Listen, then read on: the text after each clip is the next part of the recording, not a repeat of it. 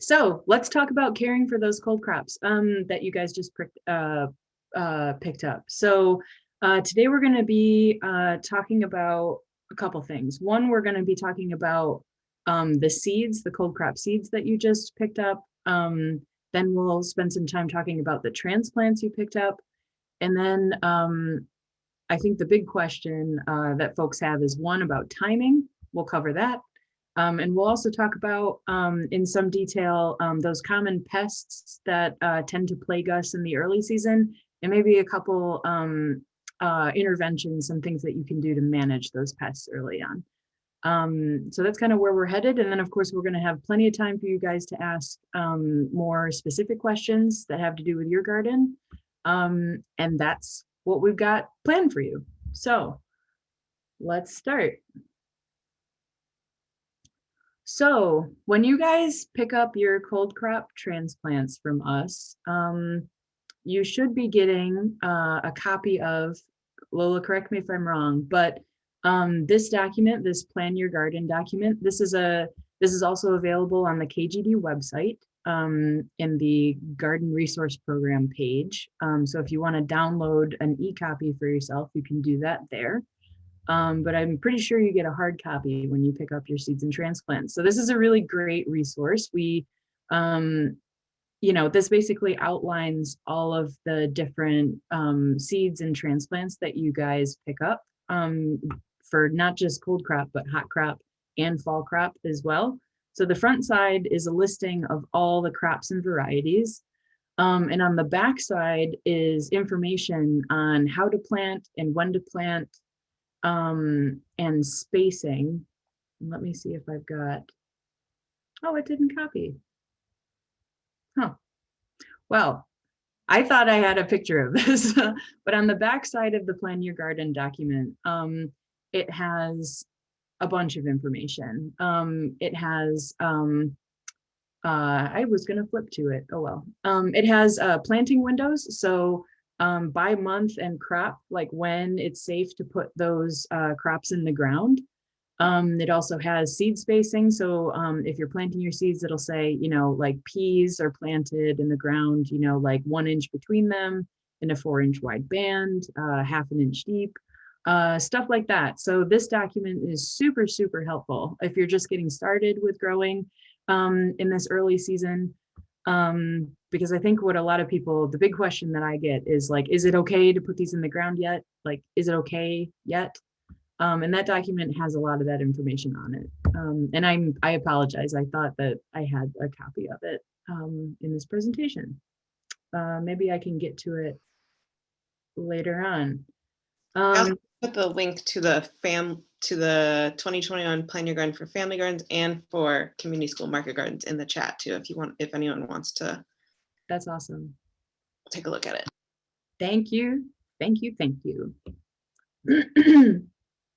Gotcha. Here are some just kind of like general care tips. And I'll say that, yeah, these general care tips are not just specific to cold crops. They're kind of specific. They're not specific. They're specific to all crops that are being grown for food. So in general, make sure that your garden has enough light, of course.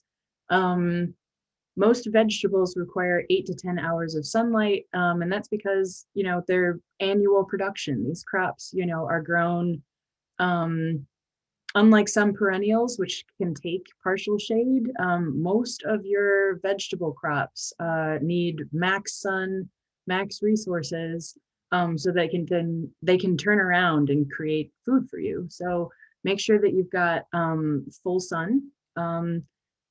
And make sure you're getting enough water.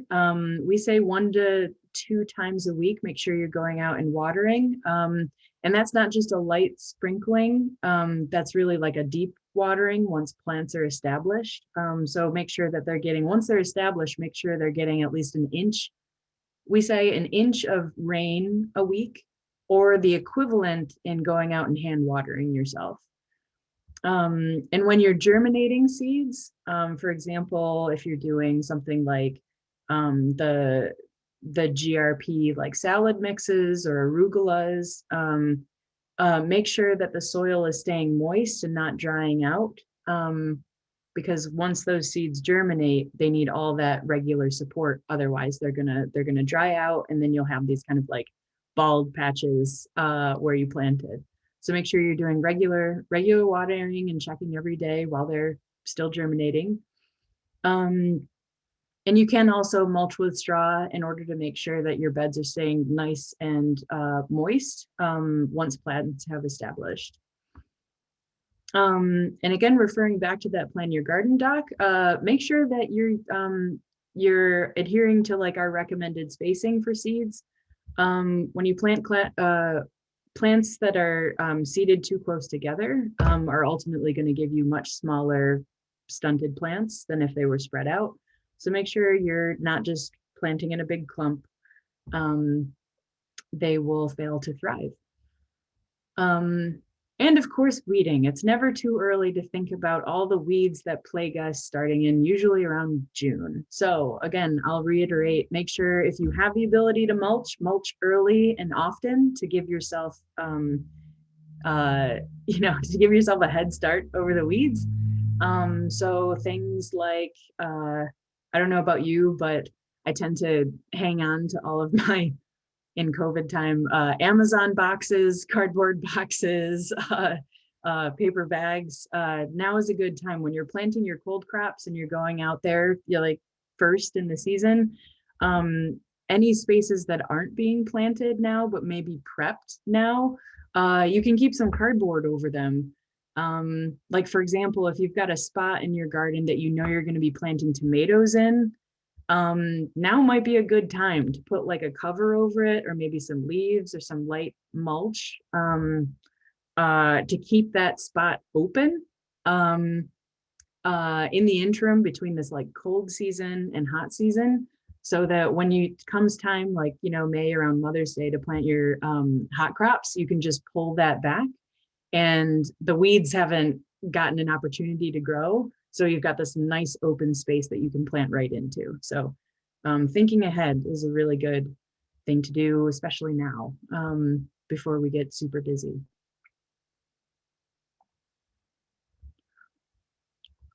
Cool. So let's talk about seeds specifically. So these would be like your leafy greens that we gave you, radishes, carrots, I forget, but yeah, salad turnips, I believe, are on the list, beets and radishes. So really the rule with spring seeds is that you want to wait until the soil is thawed down to 4 to 6 inches, somewhere in that band, not just the top layer thawed, but really like you're looking for, 4 to 6 inches of the soil being workable before you're ready. We say you're ready to plant in the early spring, but as soon as that happens, you can put seeds in the ground.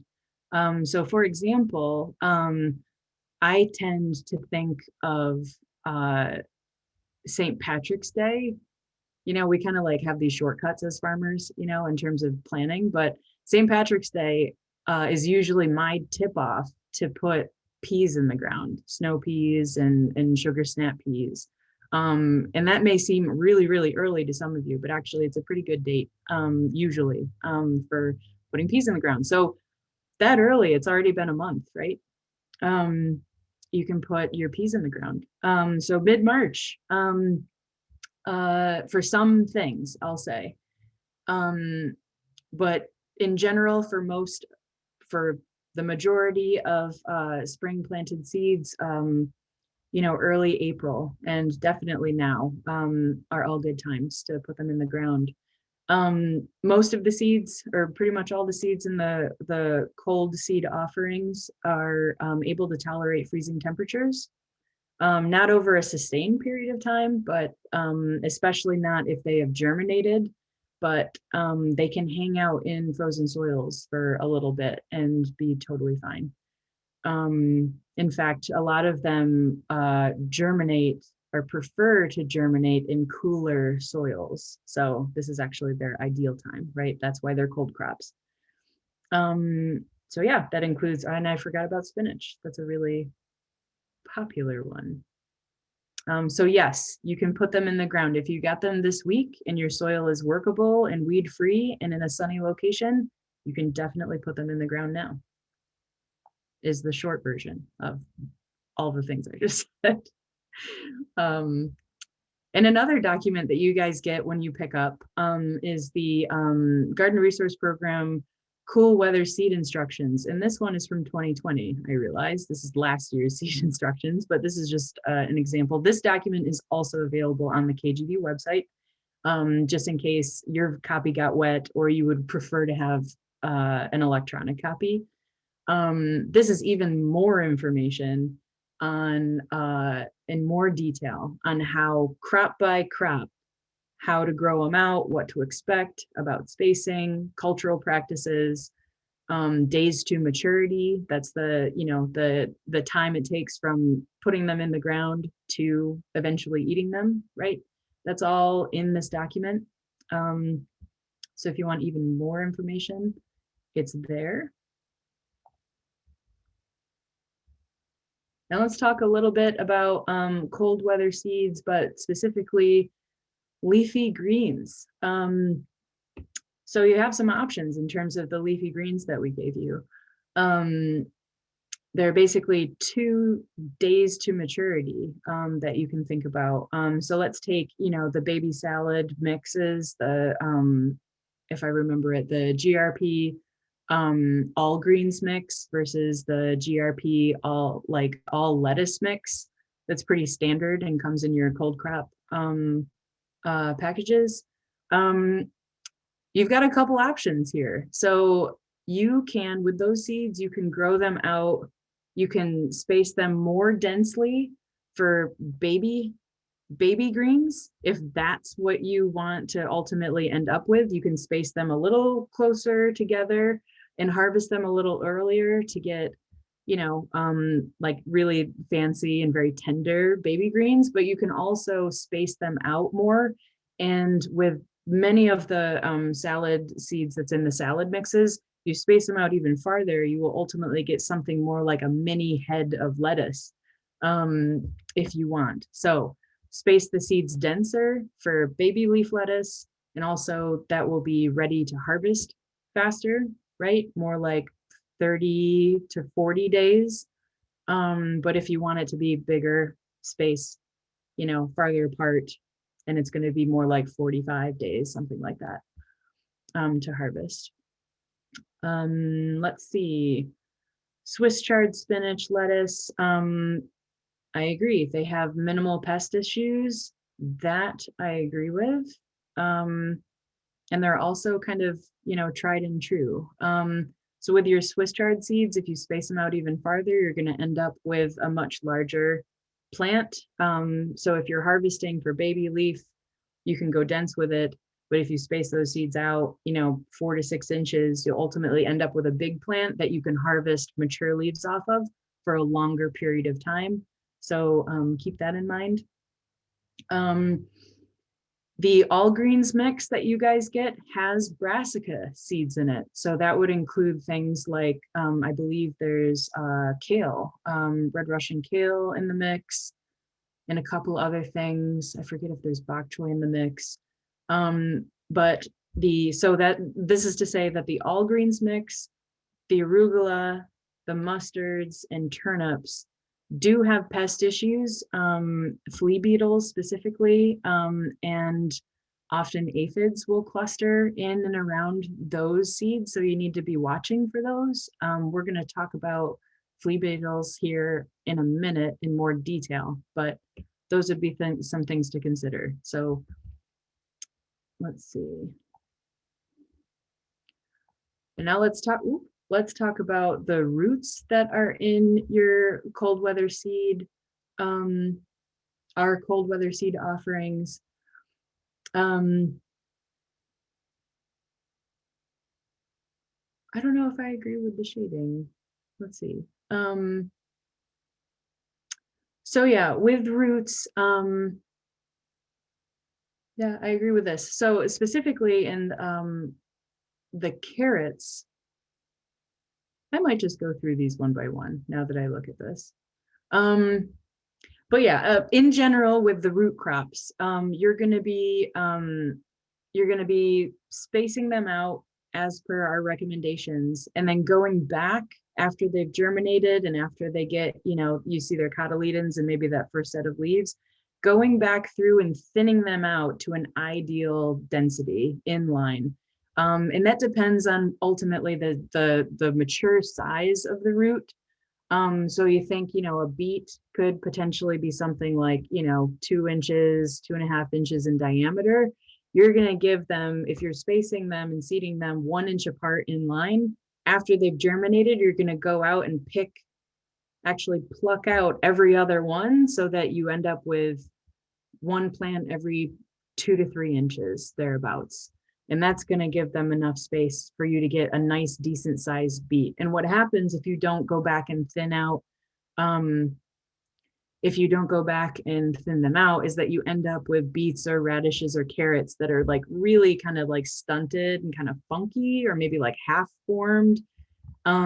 So thinning is a big part of cold crop root growing for sure. Especially with carrots. You really want to make sure that you're spacing them out at least, 2 inches in between. They also, yeah, I agree. Root crops that are direct sown like this don't compete well with weeds. They tend to just kind of like give up if they sense that there's too much competition in their space. Especially those root crops that kind of sit on top or near the top of the soil, like radishes and beets. They really need to be well weeded. So even when they're small, make sure that you're giving them a little bit more care. And while they're little, they're most affected by weed pressures. So when they're babies, make sure you're going out there and keeping the area around them clear of any kind of competing weeds for sure. And with carrots, this says it takes up to 2 weeks to germinate. Depending on your space, that could be even longer, more like 3 weeks sometimes. So that's a long period of time for them to just sit in the ground and to not give you a sign that like they're coming up, right? So make sure that when you're planting carrots, one thing that I do is actually do a good job of marking in your beds where they are. So as you're weeding, you can make sure that you're not disturbing your seeds while they're germinating, either by like hilling them up a little bit or in a depression a little bit, just so you've got a good visual of like, this is where the carrots are. I'm gonna, be extra careful in those 2 weeks while they're still germinating and I can't see them. Gotcha. And this is a big cultural note. Because you only get one harvest off of, beets and radishes and carrots, you might want to think about taking that packet of seeds that you got, splitting that in half. So like planting half of these seeds on this date, and then maybe 2 or 3 weeks later, planting the other half, so that when they do come up out of the ground, you've got carrots available for you to eat for a longer window of time. So like you eat your first crop of carrots and then you've got the second crop that comes up right behind them. That's definitely something we do at the farm so that we have these big windows where we have carrots available for sale and for use in our programming. I hope that makes sense. We have any questions that have been asked? That was a lot of information, I realized. Yeah, we have a couple questions we could touch on. Sure. No. I don't want to get too far away. Yeah, for sure. One quick question, because you said that folks can go ahead and plant in the ground some of their cold crops, but someone was wondering, what about pots? What about like container gardening? Gotcha. Oh, that's a really good one. Because it's still getting down into like the 40, I think it was like in the 30s, or maybe that's a planned number. I haven't looked at weather underground today, honestly, full disclosure, but it's pretty cold for container gardening. I think if you have, it's pretty cold. I would make sure that they're not in danger of freezing. Keep an eye on the weather. Maybe keep them in like a warmer spot and move them and just be like a little bit more mindful. It depends on what seeds you're putting in there. I think, peas obviously would be totally fine. Lettuce mixes would be totally fine. I'd just be able to like move it to a warmer spot if the weather were super cold. The nice thing about the ground is that it's a great insulator. So those seeds in the ground benefit from the soil warming up during the day, and then kind of it holds some of that heat into the night. And in a pot, you've got the air all the way around it. So any heat that, that thing is able to absorb during the day kind of just dissipates quickly at night. So you end up with this kind of like more of a like dramatic temperature difference day to night in a container garden, instead of in the soil, where the soil actually acts as an insulator and keeps it kind of like regular. So you could experiment with it. It's probably fine, but I would say just like be mindful of like how cold it's getting and be able to like shift it into a warmer spot if the overnights get too low. That would be my recommendation. Cool. Oh, Irma, cool. What else we got? What about putting them in a small greenhouse? Yes, totally. Absolutely. Yep. I think I've been, if it's is it heated or unheated? Maybe you can chime in, but heated, absolutely. You can put stuff in a greenhouse early. And if it's an unheated structure, definitely. We have had cold crops in the ground since, early March. You can actually plant seeds like carrots, and even radishes and spinach, in the late fall, and then in your high tunnel or your little mini greenhouse in the ground. And then they can sit there until the very early spring, and then they'll just germinate when, conditions are perfect for them. So yeah, in a high tunnel, or in a little mini greenhouse, your season is even longer. So yeah, you can plant really early. Cool. Great question. One more quick question about the slide that we're on. It says under the 5th bullet point, carrots can take up to 2 weeks to germinate. Use a piece of wood to cover seed bed and retain moisture until end of germination period. Does it have to be a piece of wood, or are there other suggestions you might have for to cover carrots while they germinate? Yeah. And right now it's like wood's really expensive. That's a really fancy way to cover your beds, I'll say. Yeah, and also sometimes wood gets kind of impregnated with all sorts of things that are, good for home building and bad for your garden, right? So yeah, cardboard. So the idea is that 1, it's retaining moisture, and 2, is preventing weeds from growing.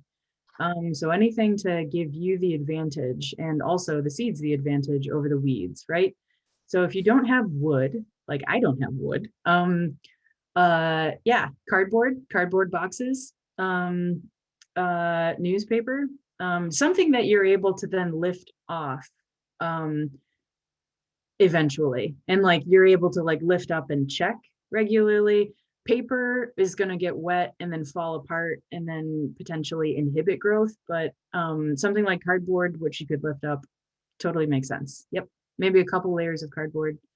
But just make sure that like you're watching them regularly, for sure. I don't think I would use something like plastic, because you get this mini greenhouse effect, and you can actually do the opposite and encourage weeds to grow quickly under there, if you're not careful. So cardboard sounds like a good alternative. Cool. Nice. Oh, burlap sacks. If anyone knows like a good supply for coffee bags, that might be another option.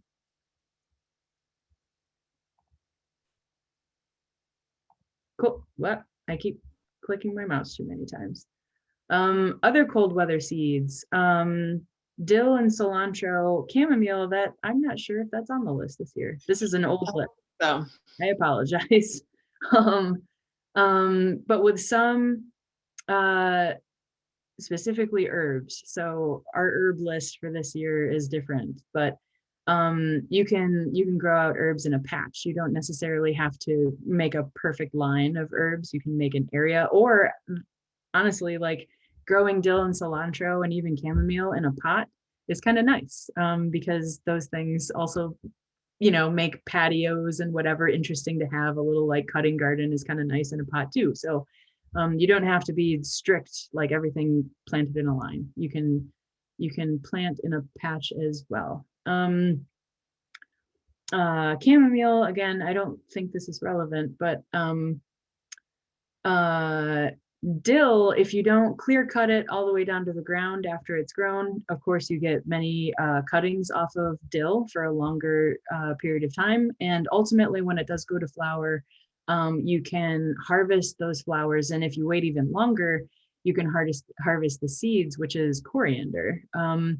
So that is a cool note about dill. And I agree with the cilantro recommendation: one seed every 2 inches, half an inch deep. And harvest the leaves, not too many. You don't want to like over harvest cilantro, otherwise it bolts and goes into flower pretty quickly. But if you're good at maintaining cilantro, you can keep it in this kind of vegetative state for longer by just taking small amounts off of it over a longer period of time.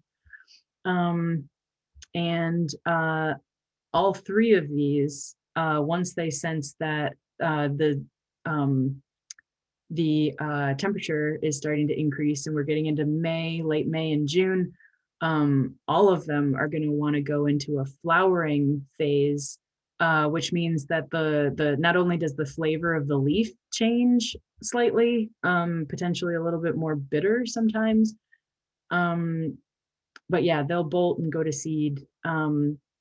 So these are all cool season herbs that really appreciate being in the cold.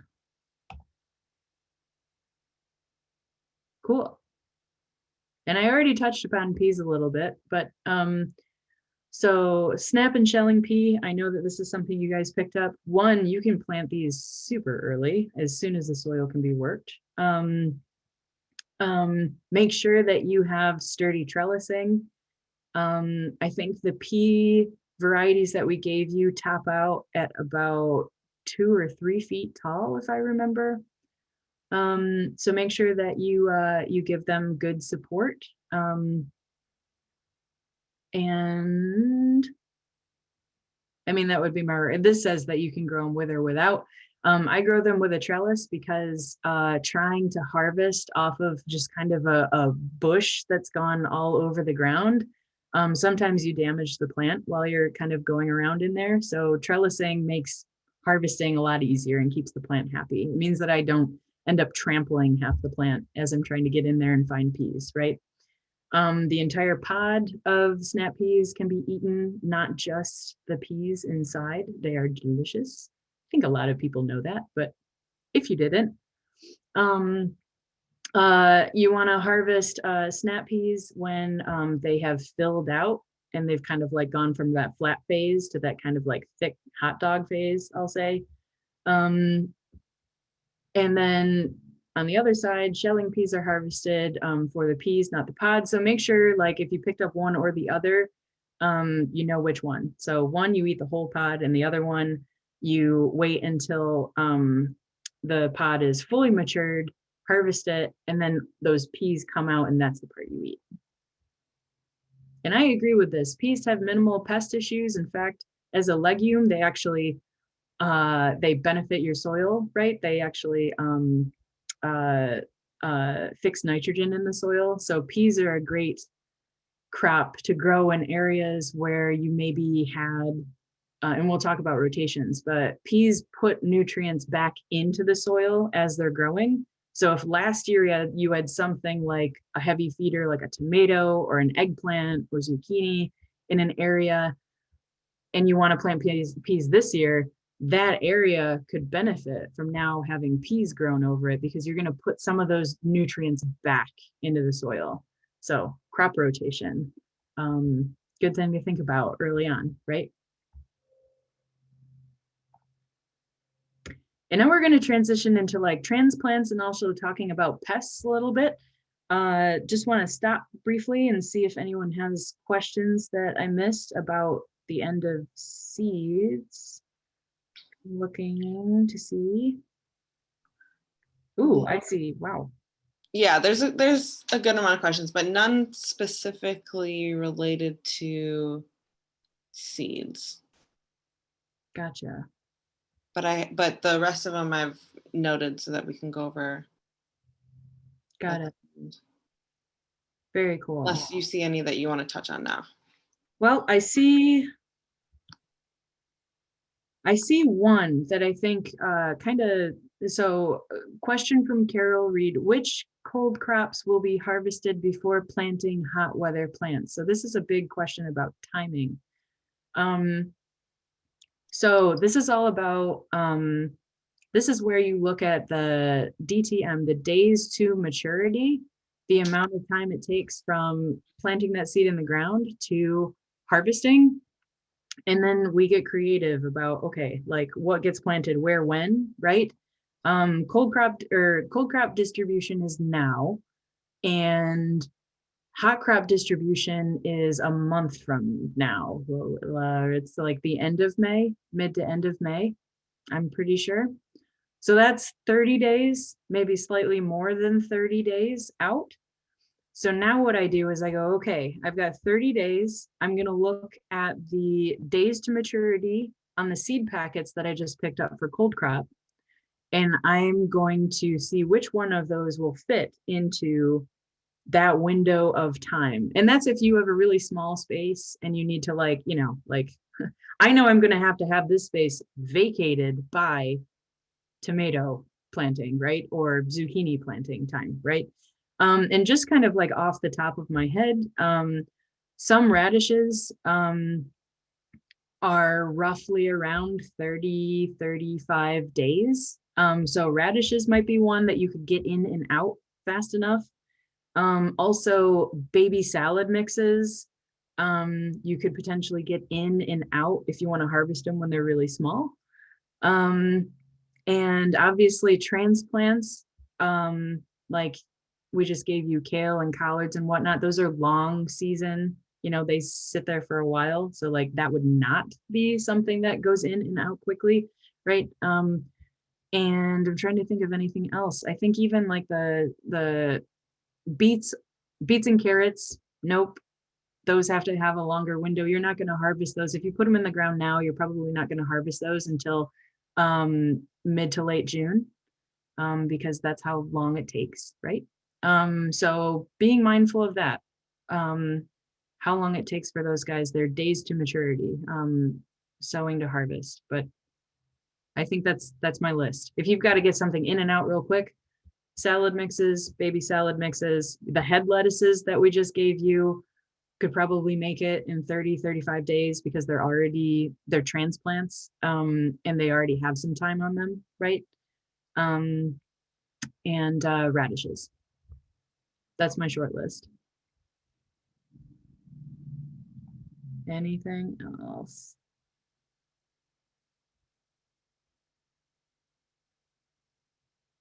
Gotcha. There is from James. I want to clarify about using plastic over the winter. So the question was specifically for carrots, like while you're waiting for your carrots to germinate. So I've planted my carrots. Now I want to keep the weed pressure on them because I've got, like 2 or 3 weeks before they germinate. The recommendation there is to use cardboard or wood, which is like, really expensive, but because it's a short-term thing where you can like pick it up and like keep the weeds down and like keep an eye on it. But if you're using, so I want to make a distinction between like using some sort of cover to keep carrots safe and using something like a cover for long-term weed suppression, and solarizing. So what we do at KGE Farm is we put our fields to bed, we clear them out, in the fall, and then we cover them in black plastic mulch over the winter. And that's totally fine. So in the spring, the black plastic mulch is a big plastic sheeting. We roll it back and then plant into it, and it keeps the weeds under control in the early season. And that's how we do. That's totally fine. But if we're talking about that period between putting seeds in the ground and them germinating, I was saying maybe don't use black plastic in that period because it heats up. It really can cook the soil, and it could also inadvertently cook the seeds. So using plastic as a weed prevention, good idea. And you can do that over the winter, absolutely. But if it's just, we're talking about from seeding to germinating, maybe don't use plastic because of the way it impacts like the temperature of the soil. So I hope that clarifies. Gotcha. And yes, DeVries in Eastern Market is a is a supply for burlap sacks. I think they cost $1. They're right in Eastern Market, right near Shed 2. Doodaloo. Any other questions? Related to transitioning from cold crop to hot crop, Megan's wondering if lettuce could keep growing around early tomato plants, like small, I think we talked about this in another class too, like you can grow some cold crops, continue to grow cold crops while the hot crops are getting bigger, right? Absolutely. Yep, definitely. At KGD Farm, we plant our cold crops in rows, and then, like, for example, rows of spinach in the high tunnel. And then when it's time to plant tomatoes, we actually plug the tomatoes in between the rows of spinach as they're growing. So the spinach has really kind of like shallow roots. It's a short succession plant. It's not there for very long. It has like pretty low needs in terms of like soil, like how much nutrition it needs to take out of the soil. And in a weird, kind of like way, it keeps the soil covered so that as the tomato, it's now acting almost like a mulch, a living mulch, a mulch that we also eat. Like that layer of leafiness over the soil helps keep moisture in the soil. And so we'll have our tomatoes growing up through a bed that's covered in spinach plants that we're still harvesting. And we do the same thing for, and they're also really low to the ground, right? So they're not gonna like shade the tomato seedlings, which are pretty big. So yeah, you can plug your tomato plants in your leafy greens or your salad mixes, and they'll grow alongside each other until the greens are ready to harvest. And then at that point, you have almost, you're halfway to a mature tomato plant. And there you go. So those things work together fairly well. You can do the same thing with radishes and beets. You just want to make sure that if you're going to plug something like tomatoes into the middle of it, you don't disturb the soil, because again, root crops like radishes and turnips and beets don't like weed competition, and they don't like the soil being disturbed too close to them. They get grumpy about that. I'm so glad we talked about intercropping. I didn't expect that. That's awesome. Cool. Yeah, because it's tricky, right? Like you get all these cold crops in and you're like, yeah, I'm going to plug everything in. And then like a month later, you're like, oh my goodness, I have all this other stuff that needs a home too. So yeah, that's a very helpful kind of like overlap between the two seasons to think about plugging some of those hot crop transplants in the middle of your cold crop seeds. Pretty cool. Why don't we move on to cold weather transplants? And I think on this slide, the only thing I want to say is that for all of you guys with maybe shop lights and heaters and your own kind of like transplant setup indoors, you can do this too. If you don't, I think we had a class on starting your own transplants indoors, right? that Akello taught. We started the brassicas, broccoli, cabbage, Brussels sprouts, collards, and the like. I think it was 3 or 4 weeks ago. It's like early to mid-March is when we start growing those GRP transplants. So just a tip, that's when they start inside. So the transplants that you got from us this week and next week, and now even in the third week, they already have 3 weeks of growing under their belt. And that's kind of the beauty of it, right? Like it wasn't great timing to put those plants in the ground a month ago.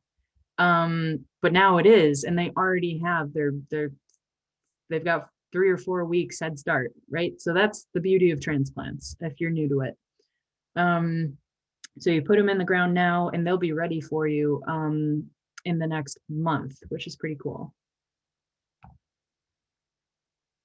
So brassicas specifically, this is a fun fact. They all have a common ancestor. So broccoli, cabbage, Brussels sprouts, collards, kale are all basically variations on a theme, which makes sense when you eat them and they're all very similar. They all grow fairly similar and they're all plagued by the same pests and diseases because they're in the same family, which makes it a little tricky sometimes. They're all biennials, which means that they have a 2-year life cycle. So year 1 is vegetative growth, and year 2, if anyone's ever left their collards in the ground over winter, you know that when they come back the next year, you get maybe like 2 seconds of vegetative growth. They'll put out a couple new leaves, but mostly they will bolt and they'll go to flower. So thus completing their biennial, their 2-year life cycle. Most of them grow to about 2 feet. I'll say the exception here is Brussels sprouts for sure, which if you tend to them really well and give them a lot of, love and support, can be easily 3 feet tall, if not more, depending on the variety.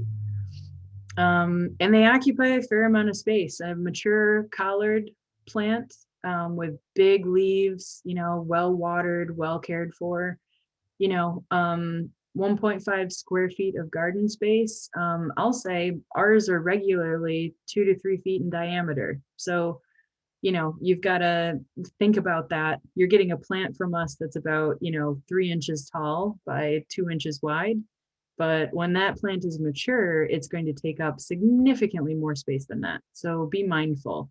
This information is all in the, again, the Plan Your Garden document, and also the 2021 cold crop distribution, like that packet that you get, and is also available on the website. So be mindful. It's tempting to have these little plants and then want to put them close together because it looks full and and it looks kind of silly to plant them that far apart, but it's really important to adhere to the mature plant spacing guidelines, especially if you're new. Trust me, it's important. It looks silly, but it's really important. And also a plug for fall crop. So you've got cold crop now, and the equivalent in the fall, July, right? We'll be giving you a second round of these cold crops. And they get planted similarly, and they are again planted late in the season because they are fall loving plants that love it when the season wanes and the temperatures dip. So you'll have a second opportunity to plant kales and collards and root vegetables and leafy greens in July, mid-July, thereabouts. Let's see. Brassicas, these transplants can tolerate a frost, just like cold seeds. And yeah, they are plagued by the same amount of pests, same kinds of pests. Aphids, I think most gardeners are aware of aphids. Cabbage loopers, which is that white butterfly that you see floating around all over the place. Cabbage white and cabbage looper butterflies, those white guys, and flea beetles, which you're more likely to see the damage. The bug itself is tiny and it jumps. It looks mostly like little black sesame seeds all over the place. But they punch tons of holes in your baby plant leaves. So that's a little bit about brassicas. Broccoli, 12 to 18 inches apart. I'm actually going to say 18 inches apart is the side of that that you should be on in your planting, 18 inches apart. It's a one-off crop. The bigger the plant generally, so the more space you give it, the bigger the plant, and you're growing it out for the flowering portion, right? So you want a big, beautiful plant. A big, beautiful plant tends to coincide with a big, beautiful head of broccoli.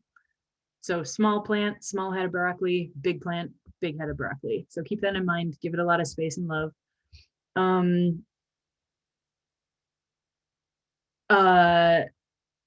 Yeah, snap or cut the heads off when they're well formed and green. If you wait too long, that head will flower, so it will expand and flower. And that can happen on a hot day. Within a day, go from perfect broccoli to now sprouted broccoli. So you got to watch it. I don't want to say don't go on vacation so you can watch your broccoli, but it can happen very, very quickly. And oftentimes after you harvest the top of the broccoli, it will send up much smaller but many side shoots that are also harvestable and edible. And also plug, we eat kale leaves, collard leaves. Broccoli leaves are also delicious and can be harvested and used just like kale and collards. They have a slight broccoli flavor. They are delicious. So I don't think a lot of people eat their broccoli leaves, but I do. They're really good. Cabbage, same deal. 18 inches, 16 to 18 inches, maybe not 12. That's, in my opinion, that's really, really tight spacing. Twist head to snap off of main stem. I actually use a really sharp harvest knife to harvest cabbage. And mostly because of the second line is that if you cut it under and leave a couple leaves and the root intact, like don't pull the whole cabbage plant out. If you leave it intact, you'll oftentimes get the plant to, they almost look like Brussels sprouts, but it'll create a couple small, like really small, like ping pong ball sized or maybe slightly bigger than that, mini heads of cabbage afterwards. So you can get, sometimes if you're really good, you can get 2 harvests off of your cabbage instead of 1. Brussels sprouts, holy moly. I wish I had a picture of this, but Brussels sprouts, they grow up the stalk, and they grow where the Brussels sprout leaf meets the stem in that kind of crotch that forms. These guys take a long time to make Brussels sprouts. I'll say that whenever I've been successful, it's been a really gratifying harvest to get to October and potentially December, really late season, and get like one big stalk of Brussels sprouts. I feel like you really appreciate Brussels sprouts you see in the grocery store after you've grown one season. They're tricky. Hot tip, towards the end of the season, after you start seeing all the Brussels sprouts form and you have a fair amount of them on the stalk, within 2 weeks of them finishing towards mid-October, if you cut the top of the plant off, so like the what they call the apical meristem, where all of the top growth is coming out of the plant, if you cut that off about a week or 2 before harvesting, the plant will then, instead of sending energy up into new shoots, it'll send its energy out laterally into those Brussels sprouts it's already formed, and you end up getting slightly bigger Brussels sprouts that way. You tend to get big ones on the bottom, tiny ones on the top. You top it, and give it 2 weeks. They tend to fill out a little bit, and then you harvest the whole stalk, and then you end up with like a basically more bigger Brussels sprouts that way. Hot tip. I had to learn that the hard way. Collard, same deal, 18 inches. Harvest the oldest leaves first. It's always tempting to harvest like the perfect ones, at the top and the middle of the plant first. But if you do that, you're going to have a shorter, you're going to ultimately like keep the plant smaller. You're going to have a shorter harvest window. So just keep pulling the plants off, or the leaves off from the bottom of the plant, and it'll continue to grow upwards, and you'll get a very, very long harvest window off of one plant. Same with kale. Exact same thing with kale. Plant it the same way, harvest it the same way.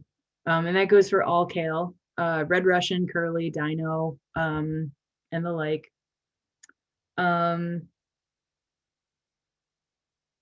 And bok choy, that's right, bok choy. Bok choy may actually be the transplant, along with the lettuce transplants, that you can get a harvest off of between now and when you're planting your hot crops. So I'm going to add that to the list, because you'll end up with not like a huge head of bok choy, but you'll still end up with something like this between then and now. So add that to the list of things you could squeeze in between now and hot crop. Spacing, I think we said 6 to 8 inches. I don't know why it's not here. And you can also pull individual leaves off of a bok choy. You don't have to harvest the whole head. Pull leaves off and use in salads as needed, or you can harvest the whole head. Choice is up to you.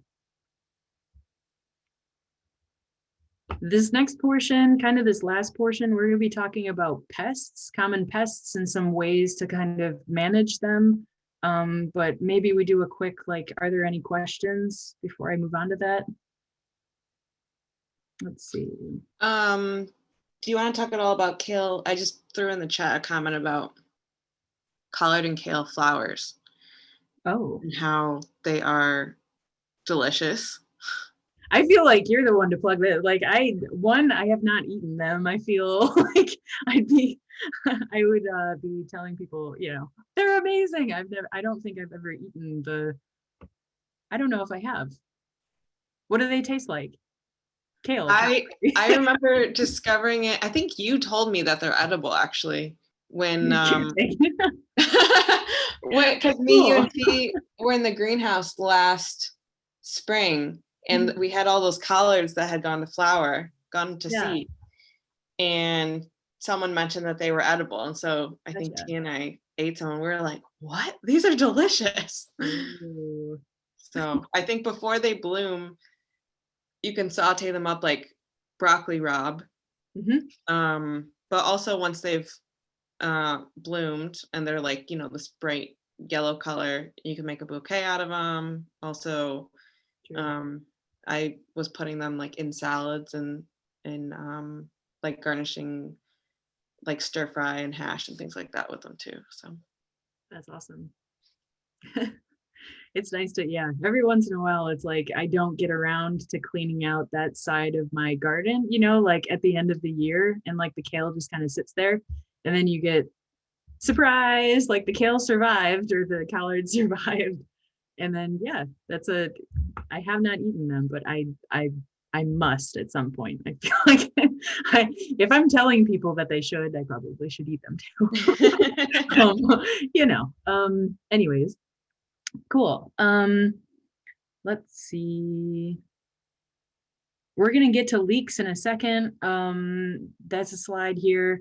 Can I plant cilantro and parsley between tomato plants for the complete season? Yes. In fact, one nice thing about, tomatoes get huge within reason.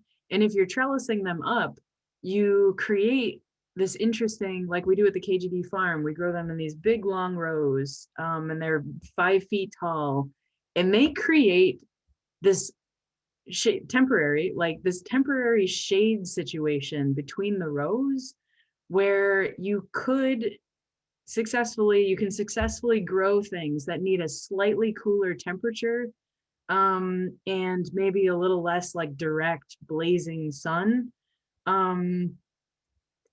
Yes. So we actually, what we tend to do at KGD Farm is we grow basil and herbs in between the tomato rows because they're a little bit protected. Um, and you get nice leaves that don't get any like sun scald or anything because they're being gently shaded by the tomatoes. Just make sure that you're good with the spacing. But yeah, that's a really good intercropping, I would say. So if you wanted to squeeze in some cilantro somewhere, maybe around the base of your tomatoes. Parsley too. Cool. Cool. Let's talk about aphids. Aphids are these little guys. It's this top, if you haven't seen them before, it's rarely like you see an individual aphid. You always see these clusters, right? So aphids, small gray, white, powdery looking, soft-bodied insects for sure. And I will add to that that they can also be green or red, depending on what aphids we're talking about. But more traditionally, and here and on Brassicas, you tend to see these grayish looking guys, and they cluster and they are sap suckers. So you'll see that like sometimes you don't see the aphid before you see leaf curl. You'll see like the leaf curling around or creating these kind of like cupped areas, or you see like a deformed leaf coming out. Chances are, if you were to look in that cupped portion of the leaf, you would find a nice family cluster of aphids inside of it. That's pretty common. So aphids love brassicas. They love specifically to feed on the tender new growth. So you'll often see them right at the top of the plant or where the newest growth is happening, right at that apical meristem, the tenderest part, right? The part that ensures that you have a long harvest is what they love to attack. So watching for them early and often is kind of just a good, gardening culture to get in the habit of. You can blast them off with a strong water jet. Just make sure you don't, like if you have like a jet setting on your hose nozzle or breaker, you can just spray them off in a pinch. They don't move well. They're not terribly mobile. They don't have, only certain ones have wings and like they're very small and they crawl really slowly. So you can spray them off and chances are a lot of them aren't going to make it back up onto the plant. You can also use a dilute solution of soap and spray that on them directly. The soap is going to coat them and prevent them from breathing, basically. These insects are very basic, and if they get covered in soap, they can't breathe and then they die eventually. So that's a good way. Every time it rains, you're going to have to reapply. And it's also really important that you use a non-detergent soap, because if it is a detergent, it will really, really hurt your plant. So using a mild soap or like a soap that biodegrades is useful. And cabbage loopers or cabbage whites, those are two different things, but they are both green caterpillars that have evolved to perfectly match the color of young brassica plants. Perfectly. I don't know if there's a better example of a pest that has evolved alongside its food group to be really hard to spot. So these guys like to hang out on the underside of leaves during the heat of the day, usually right along that midrib, that like main vein that goes down the middle of your collard and kale plant. So you can look for them there. And of course, this is actually a good picture. You can see that like they look exactly like and are often the exact same diameter as that middle vein in the in the leaf. So watch out for that. They will chew very large holes or windows or entire sides off of young leaves. So that's what their damage looks like. If you have a couple plants, the fastest and easiest ways to go out there, flip the leaves over and squish them. That's a really efficient way to do it.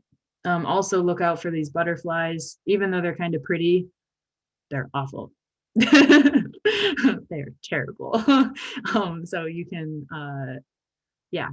catch the butterflies too, and remove them.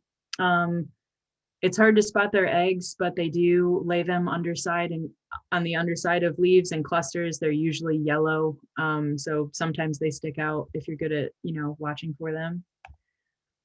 And then the big thing, another big pest for brassicas is flea beetle. And this is a great photo of not only the damage, but also all these little black dots are the flea beetles themselves. They are tiny. They're like pinheads. Shiny black beetles. These are mature adults doing all the damage. The larvae of the beetle live in the soil and they look like tiny worms. You'll never see them. They're super tiny, but they do technically feed on the roots as well as a larva.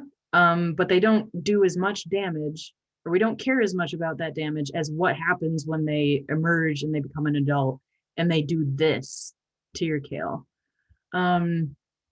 They're a jumping species. They will ping around all over the place.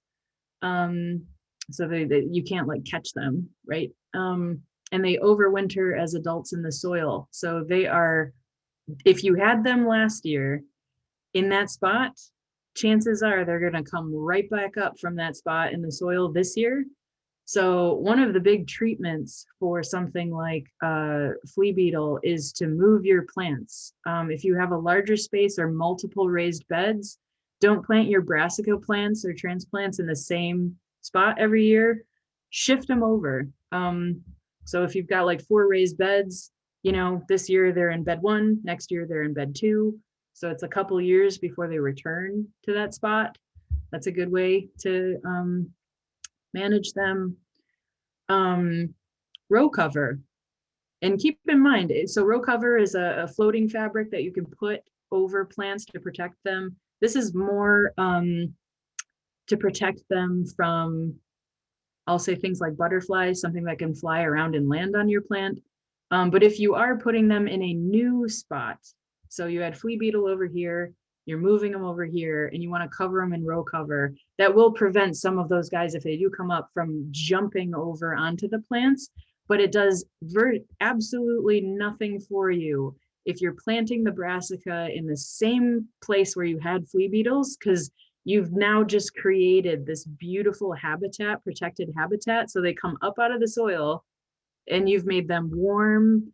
You've warmed them up, you've given them protection, and now you've planted their favorite food nice and in there. So don't make that mistake of putting row cover over the problem, because you've just encapsulated the problem.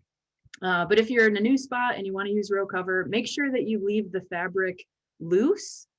That as the usually you want to keep row cover really tight over your plants.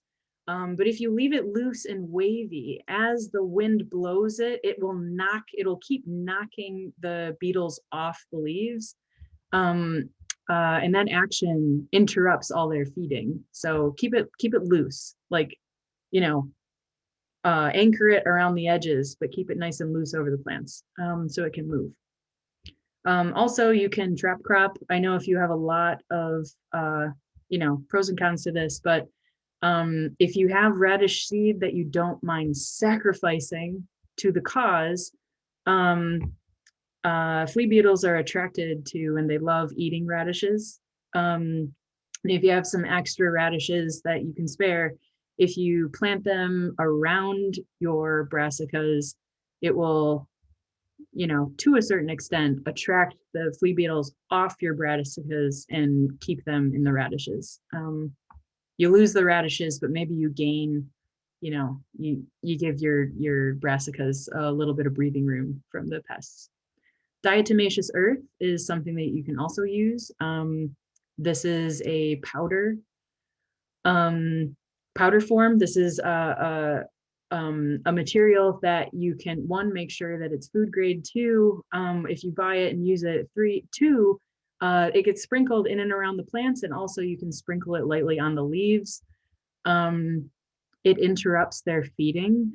They don't like it. If it gets ingested, if it's small enough that they can ingest it, it will kill the beetle. It's not like none of these are perfect. I should say in general, flea beetles and hard-bodied insects are the hardest things to get rid of.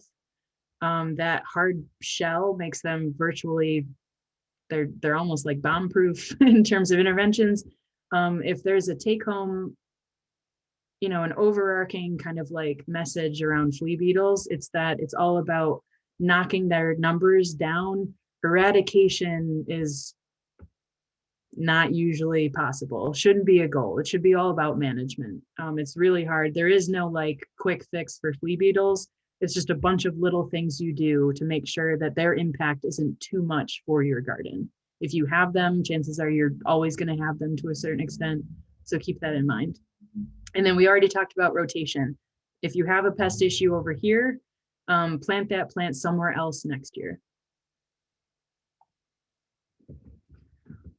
And then I got a lot of questions about this from people last year. Oops, I keep pressing the button.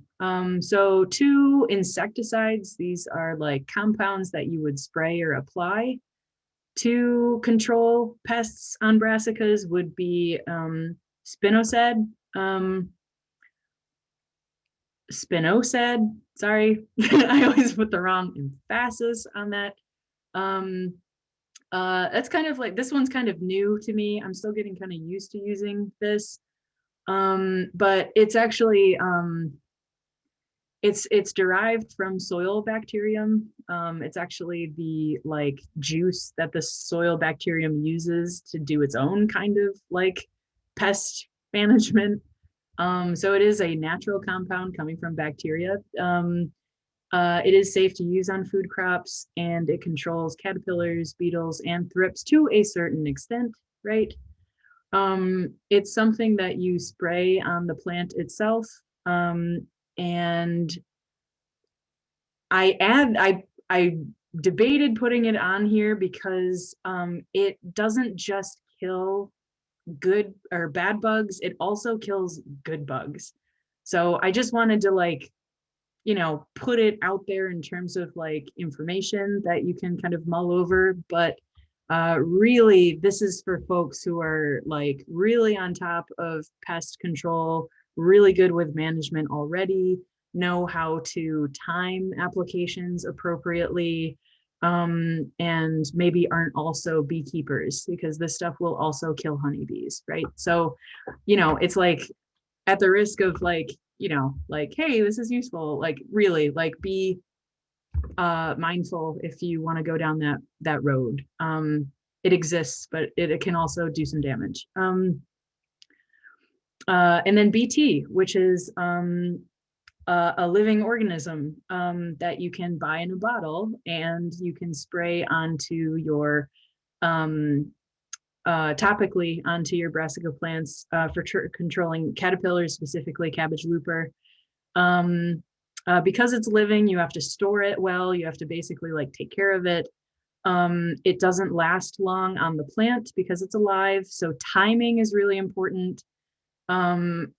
This works as a control because it gets ingested by the caterpillar. The caterpillar eats the BT that's been applied to the leaf. So it takes a couple bites, ends up ingesting this BT, and then it basically gets in there and starves the caterpillar out. So it takes a couple bites and it's gone shortly thereafter.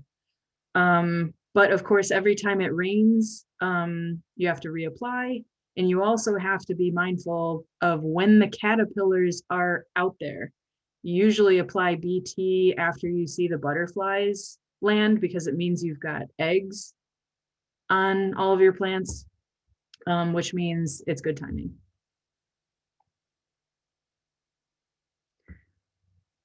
That was an interesting jump. I apologize. Now we're coming out of pests and we're talking about lettuce. Spacing 6 to 8 inches apart to get a full mature size head. I don't think I've ever picked leaves off of my head lettuce, but you can do that if you want a very small salad or like a piece of lettuce for a burger, for example. Um, I don't know if I've ever done that, but that's a good point. Oh, big point about timing. So really important that for leafy greens, lettuces and salad mixes and whatnot, pick them early in the day before the sun comes up, or like, before the sun gets high and the everything gets hot, because your lettuce will end up being very bitter tasting. So pick early in the day if you need lettuce that night for dinner.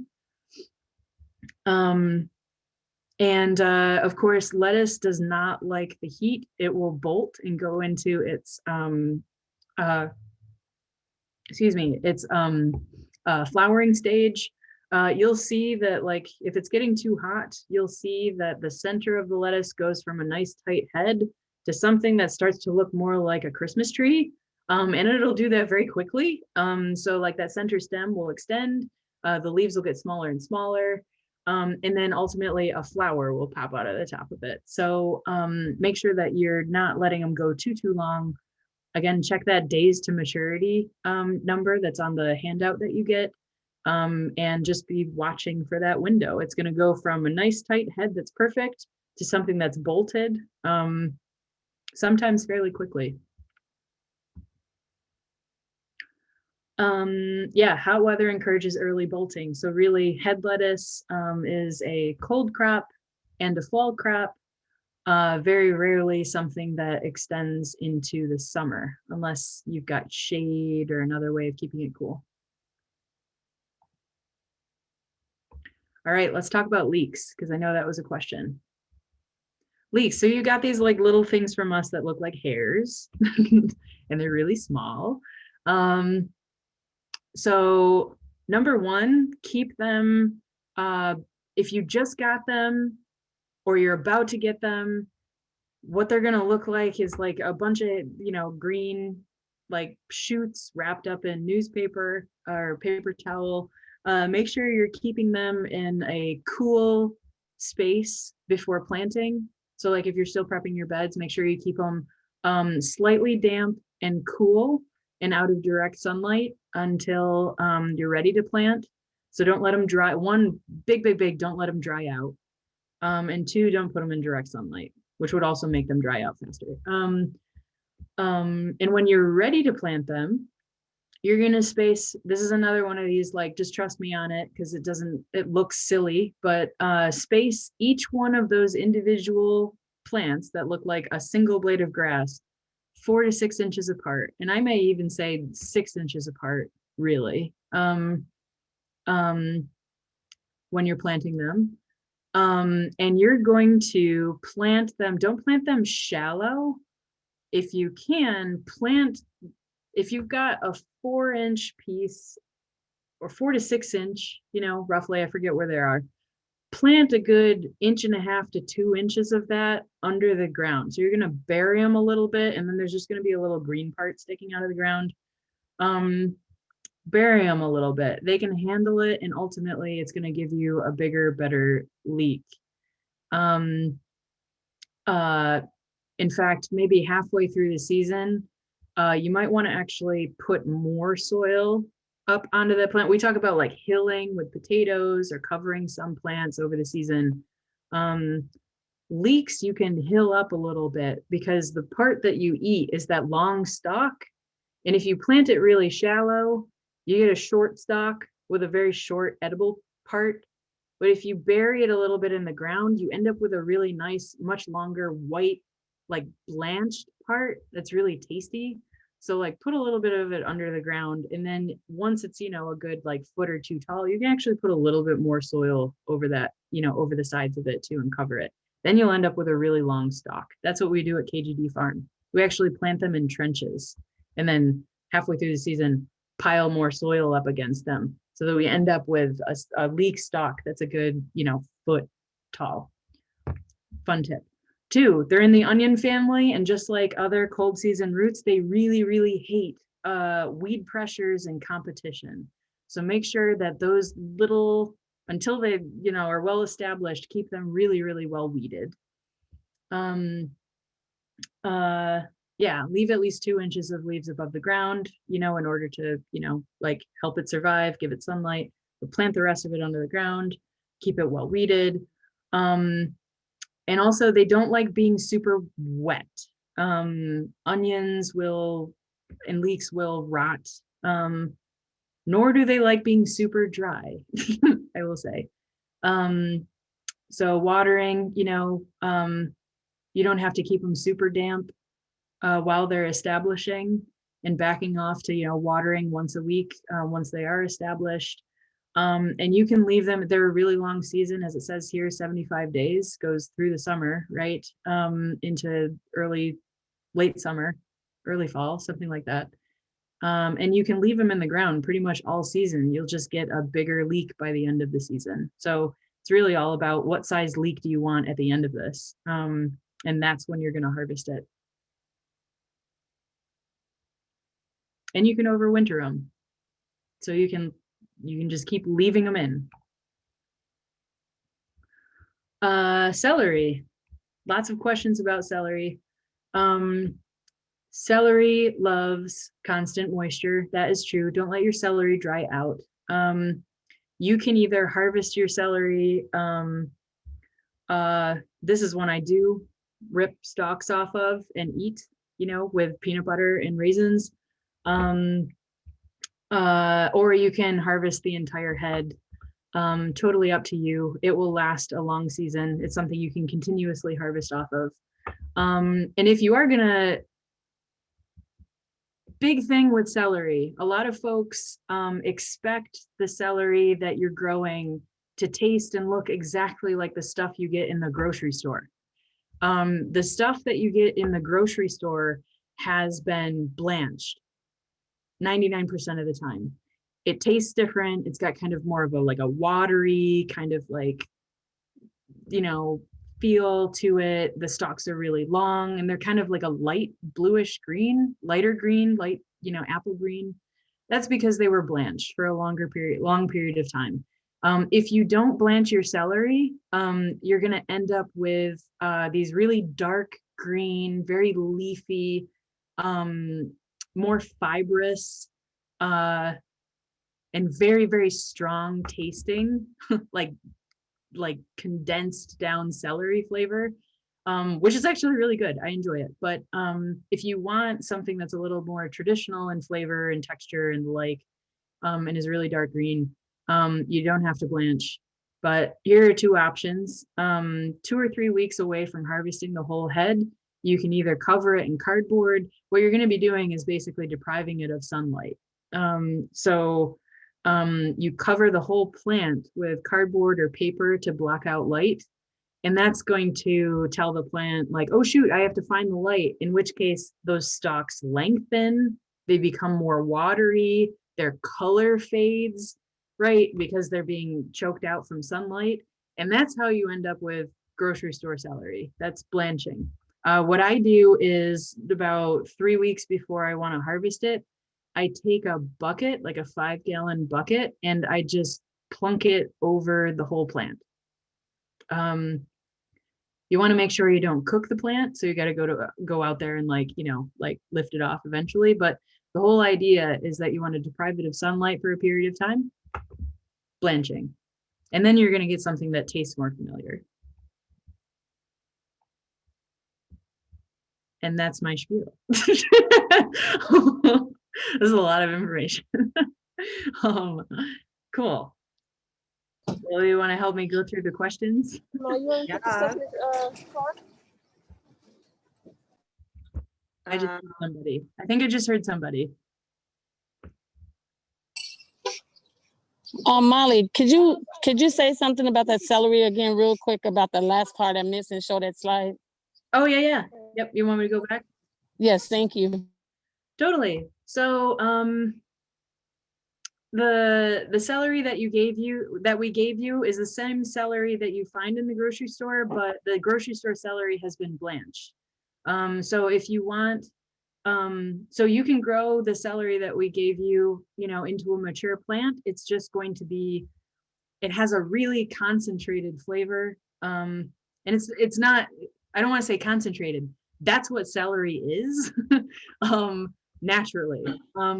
It's a dark green. It's a much more, it's a compact plant. There's more fibrous tasting. If you want it to be more watery, lighter, have longer stalks, one thing you can do is blanch it. And two options for blanching is to cover the plant in cardboard. You don't want to like flatten the plant though. That's kind of important. You want to just like you're creating like a sunscreen over it to block out light, or paper. This says don't cover the leaves. I say experiment with that. I usually just toss a bucket over it, but you can collar the plant, so you can surround, so like the leaflets kind of grow out like, or the stalks grow out like this in a rosette.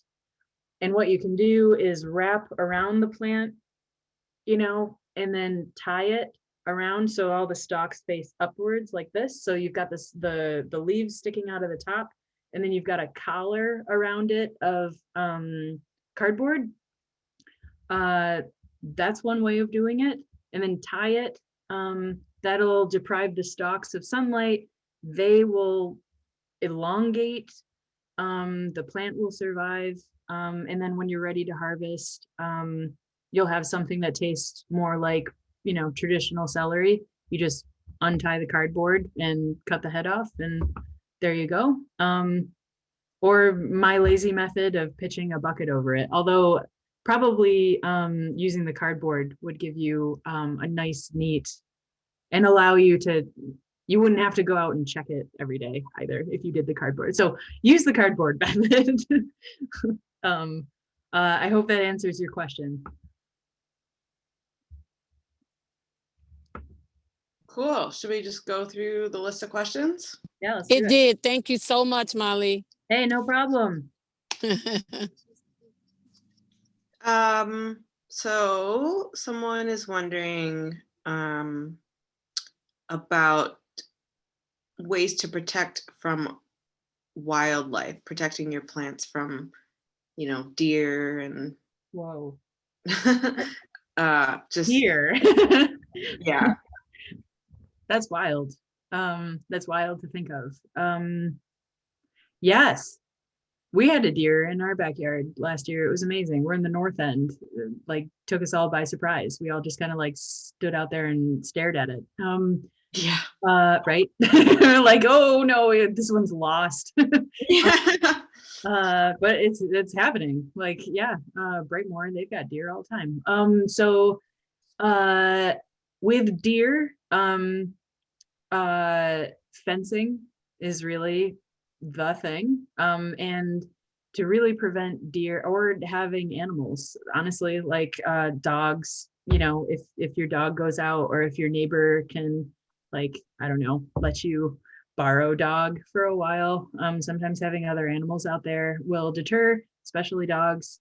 But deer fencing. So deer fencing, to be effective, has to be way taller than you think, 8 feet, something like that.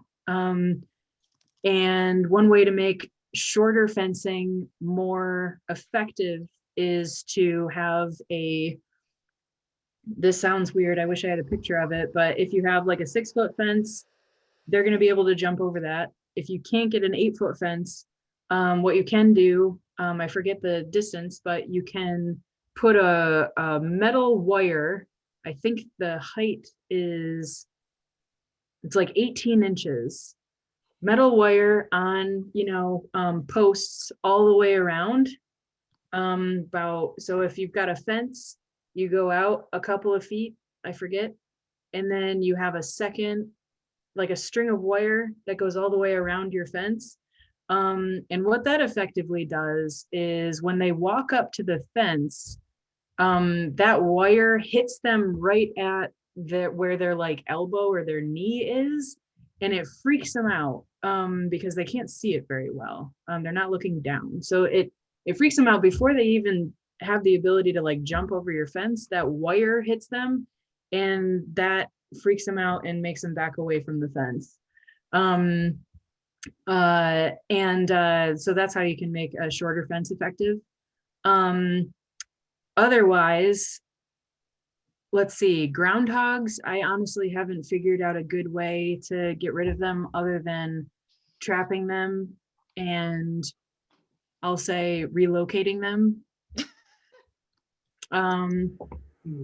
Please, yeah. Card is on top of the pie safe. Trapping them, and I'll leave that up to you. They really like pineapple. So you can trap them with pineapple. It's a good bait. Are there any other like specific pests? Yeah, Corey asked the question. So Corey, if you have more specific questions about the wildlife over in your neighborhood, feel free to drop it in the chat. Okay. Oh, rabbits. Rabbits, that's tough.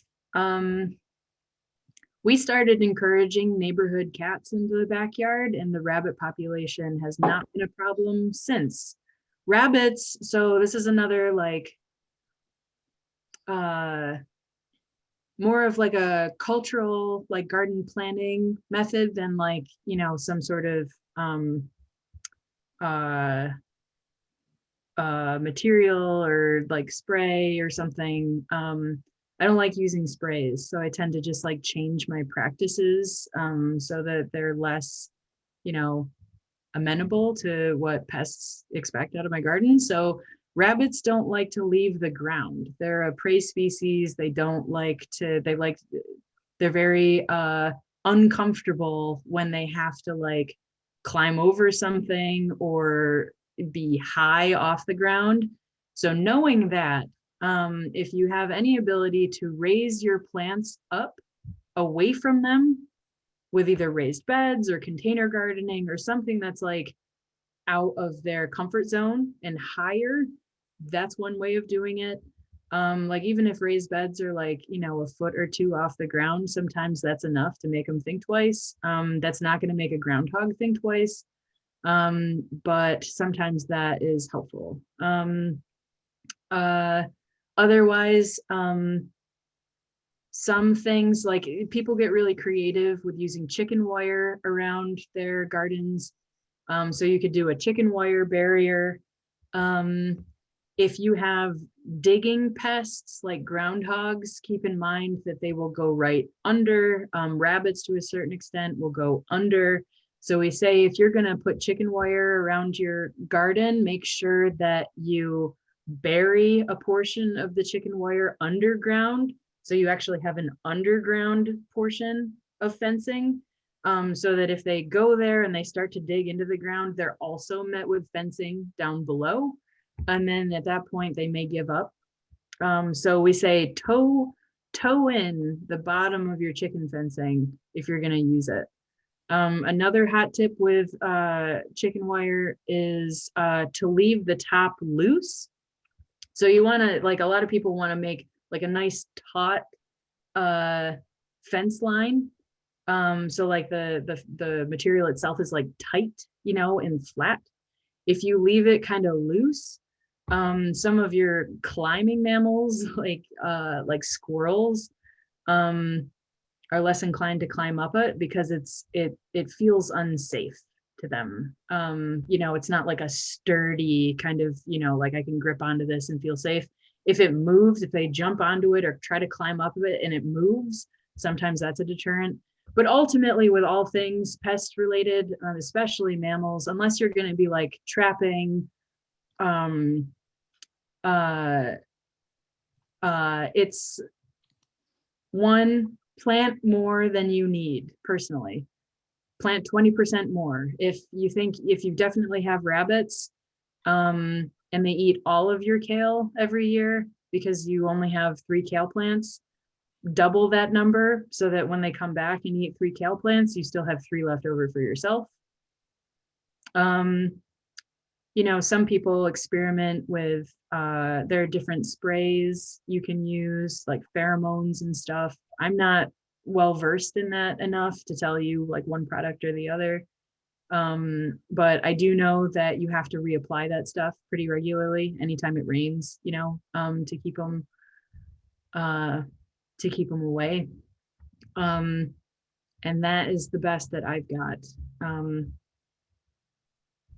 Yeah, I think in my backyard, having cats has been probably the most effective treatment for small mammals. Nice. Sweet. All right. Thanks. Yeah, I see Neem Oils on here. Yeah. Any thoughts on neem oil? Gotcha. Number one, non-detergent brand of soap. You can use like Dawn or Dr. Bronner's. And then 2, yes, you can also use neem for controlling aphids. We use neem oil to control aphids at the KDD farm on transplants. If you use neem, just be mindful of the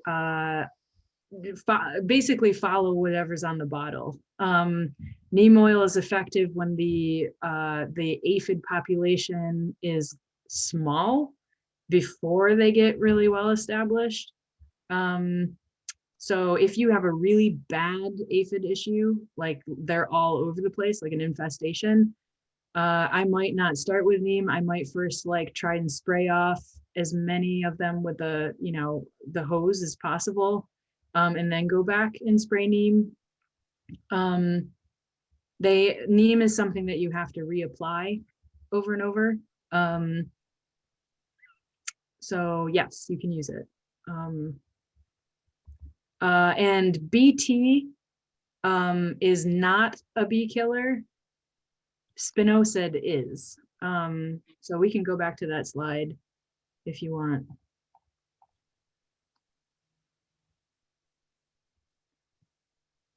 At least, you know, now I'm questioning myself. I might have to look that up, but I know that Spinosad will kill beneficial insects, including honeybees.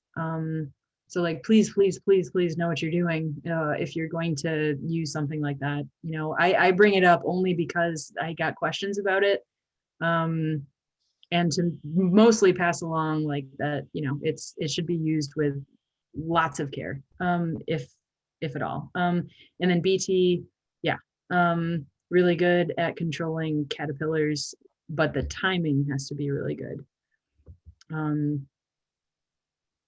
Like basically, since it has to be ingested, you've got to have caterpillars present, you know, in order for it to be effective.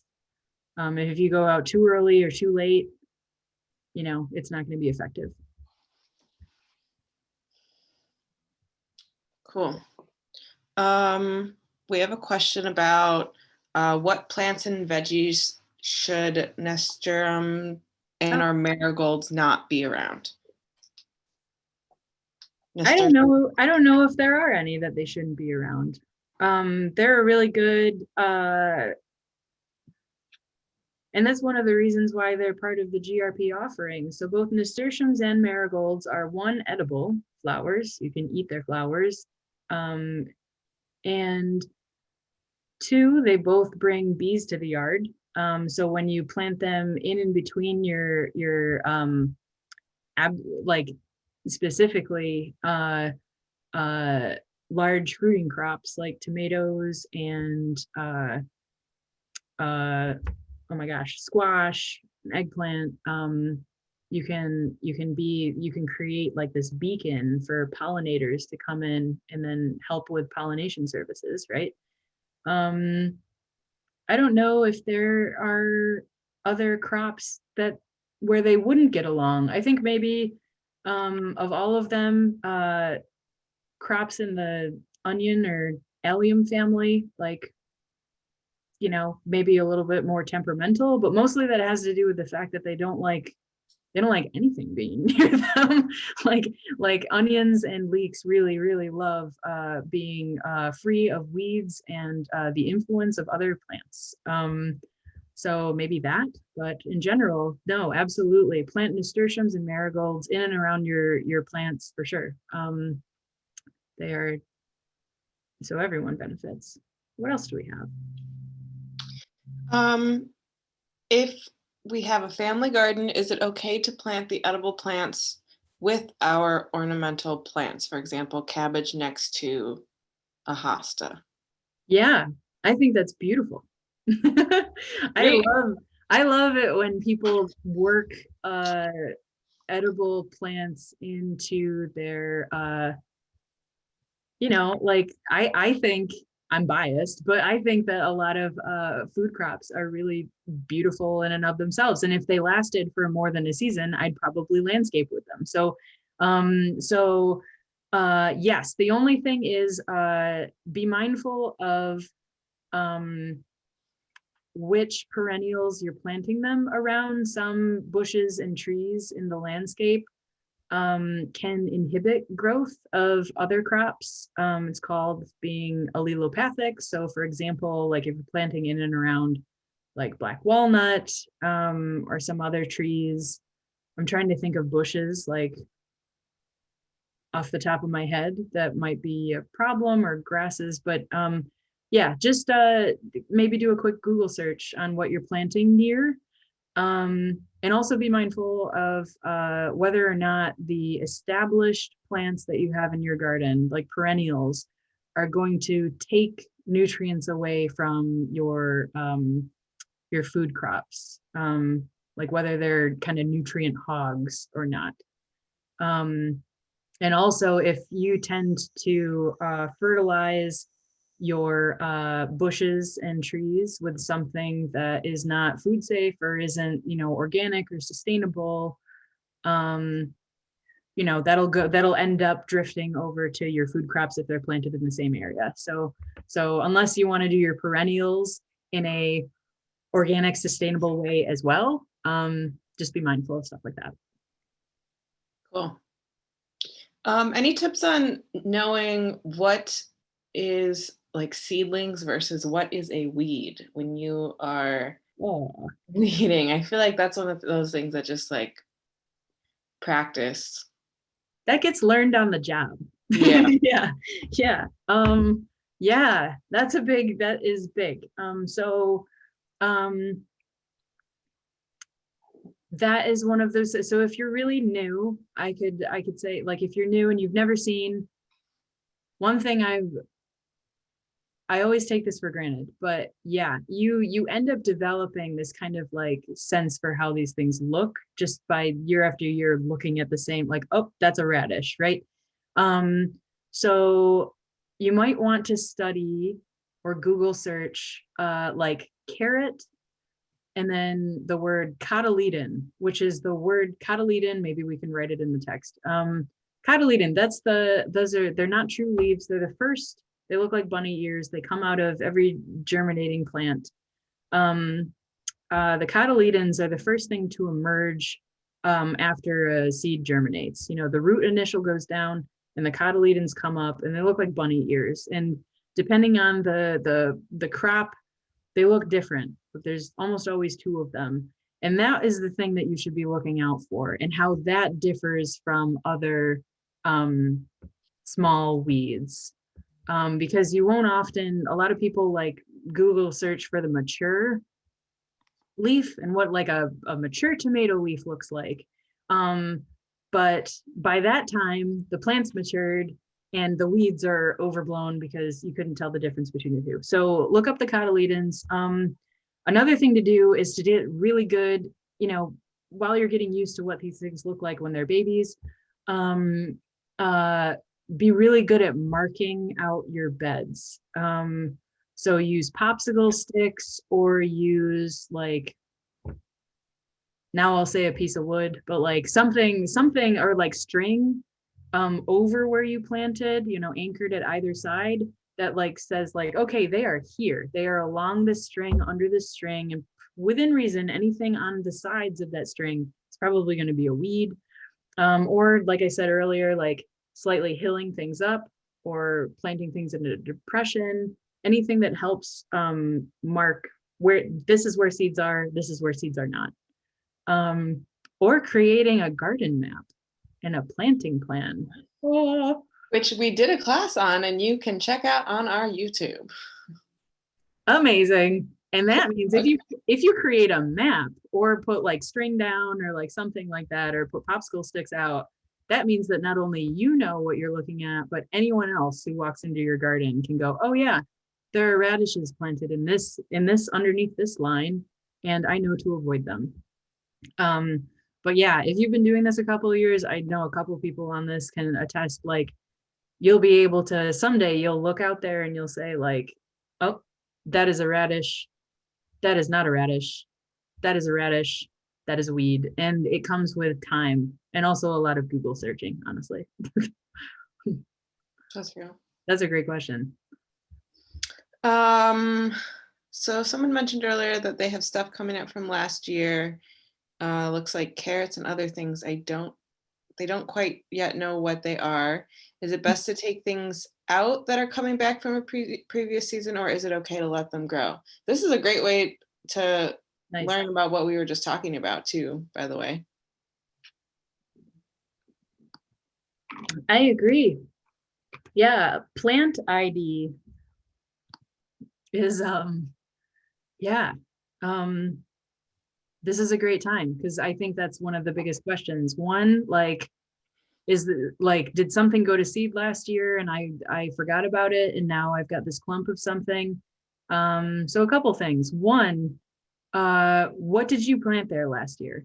So if you have a map or if you have a planting plan from last year, go back to it and go, oh, like I had, like I planted this here and now there's something here that looks very similar coming up.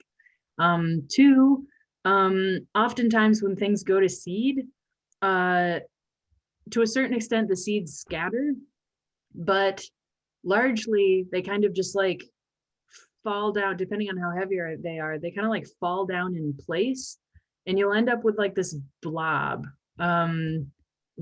shape, this cluster of stuff all coming up. So look for like, is it one or two and they're random, or is there like this blob of things that all look very similar coming up? And oh yeah, I think I had like a head lettuce that went to seed. Yeah, they kind of look like that. And that's one way to tell. Another way to tell is timing. What was I going to say about timing? Knowing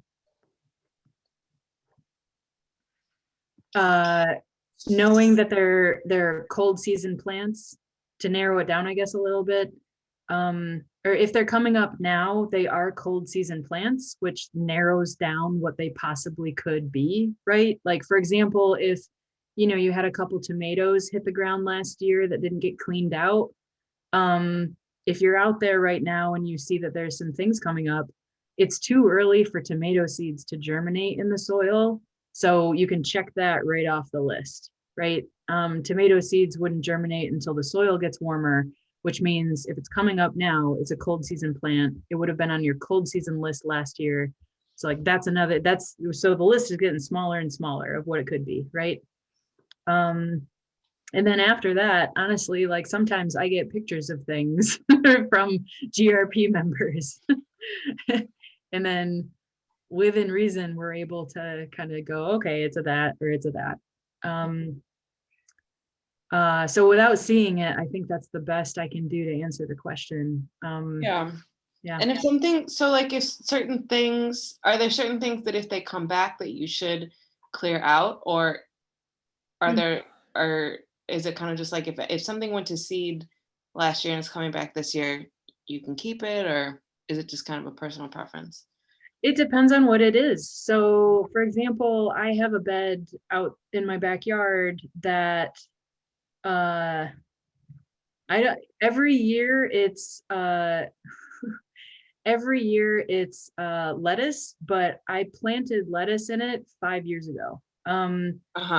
So, and the lettuce in look and flavor has kind of changed year to year because, you know, lettuce can pollinate other lettuce and it feeds genetically. So, but I look forward to my lettuce coming back. It's not the same plant coming back, it's seeds that Yeah.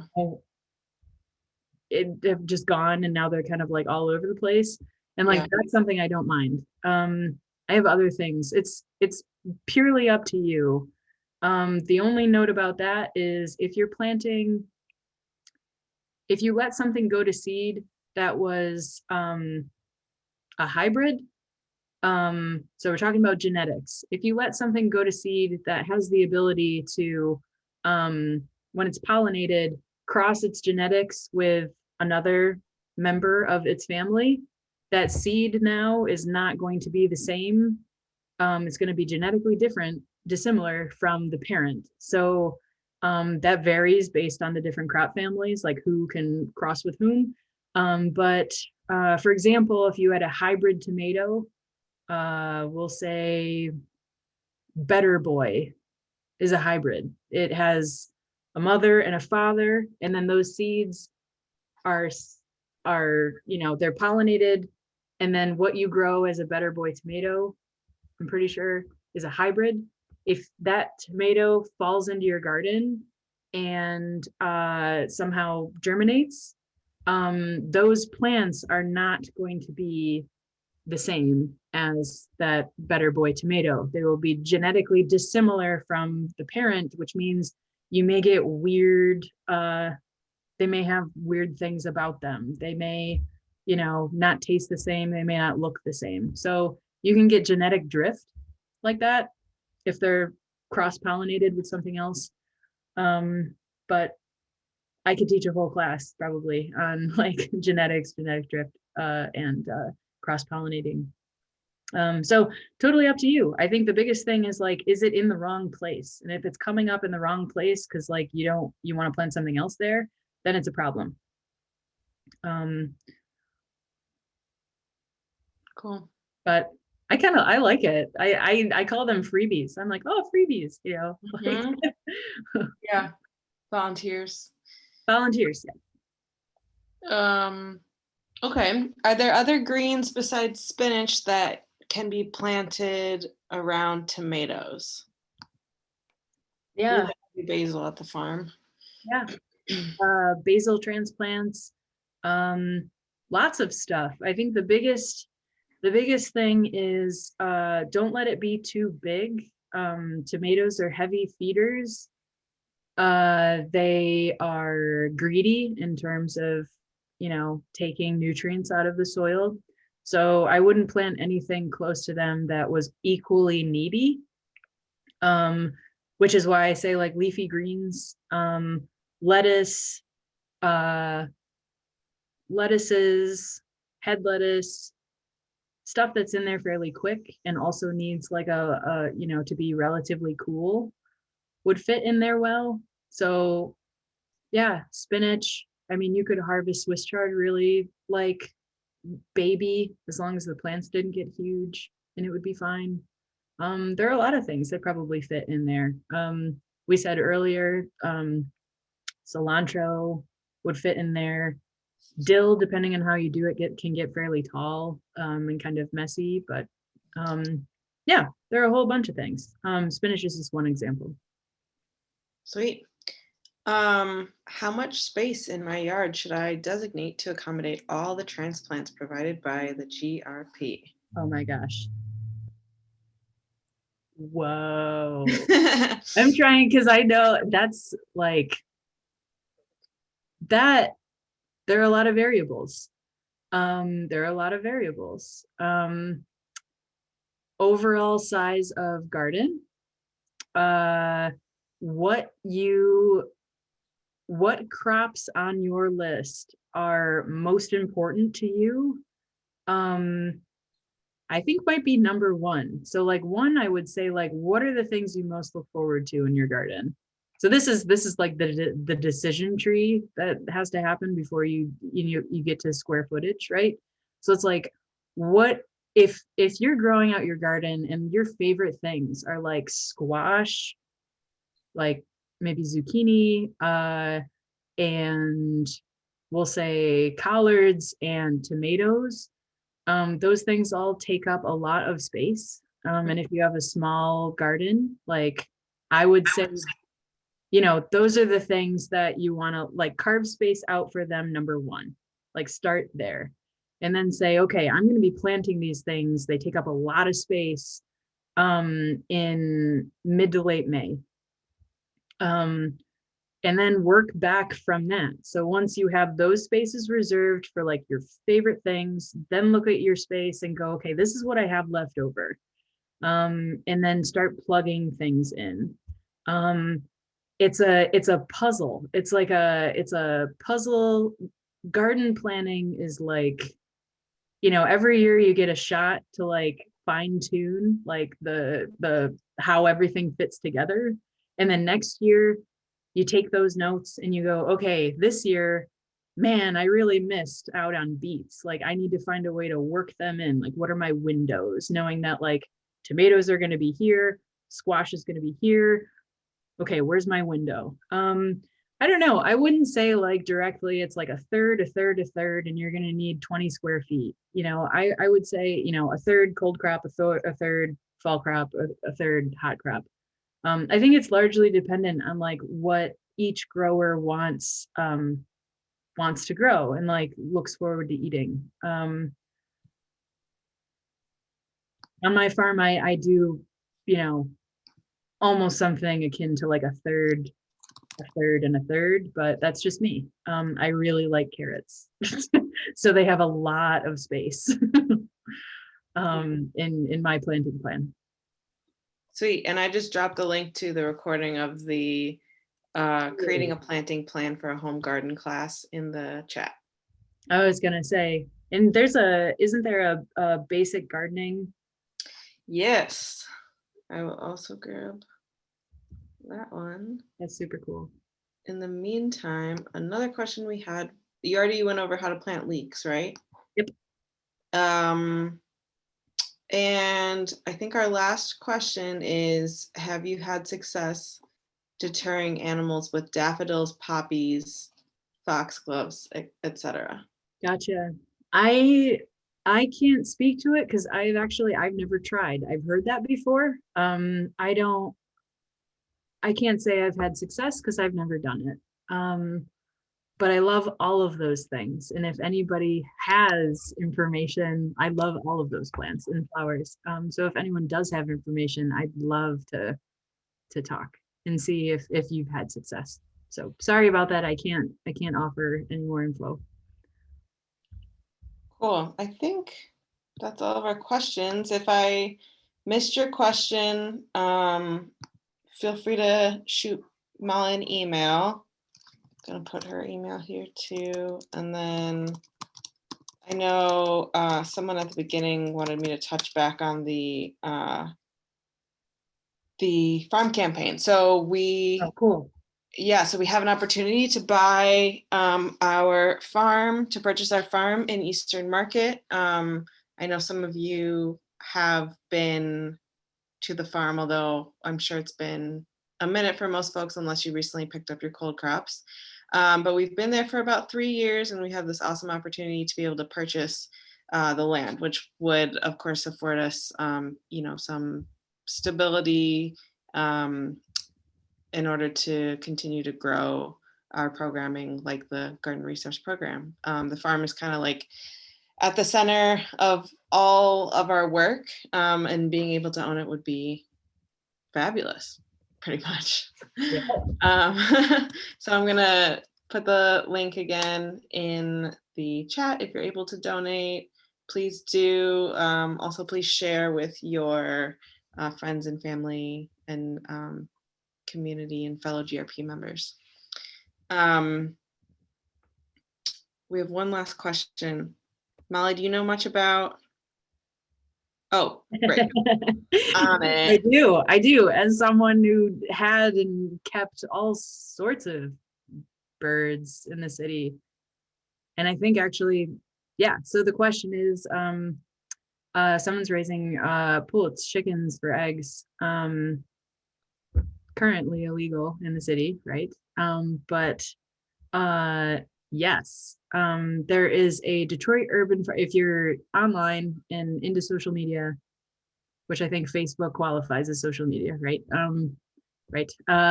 Yes. There's a yes. There's a Detroit Urban Farmers Facebook page that a lot of us are on. And I think they even the organizer created a subgroup of people specifically doing livestock in the city. But even then, like the Detroit Urban Farmers Facebook page, a lot of people swap talk about resources, how-tos, answer each other's questions, keep each other posted on things going on in the community. So that's a good resource. Yeah, I was trying to also find, I think we might have done a class on this as well, but So, yep. I'm not sure if we recorded it or if it was in the before times when we were doing in-person classes. I don't see it immediately. So yeah, but yeah, what Molly said. Awesome. And folks are also wondering when they'll be able to see the slides that you shared today. I think probably Keto or T will email them out. Yeah. I think so. If I sent it to you right now, could you send or put a link? It's a Google Doc, so I don't know how to. Oh yeah. Do you want to? Yeah, let me not share. Stop share. Okay. Let me see how to do that. And then the recording of the class will be on our YouTube sometime later this coming week. Cool. I just sent it to you in an email. Okay, cool. Yeah, so I can email it out to the attendees this evening. Nice. Cool. Thanks everyone for joining us. It was really nice seeing everybody. Good luck. And of course, check in with us if you do have any more questions in the moment, but happy planting and happy spring to all of you. It's really nice to kind of be in and near people. So take good care also. Yeah. Yeah, stay safe. Cool. Have a great rest of your day, y'all.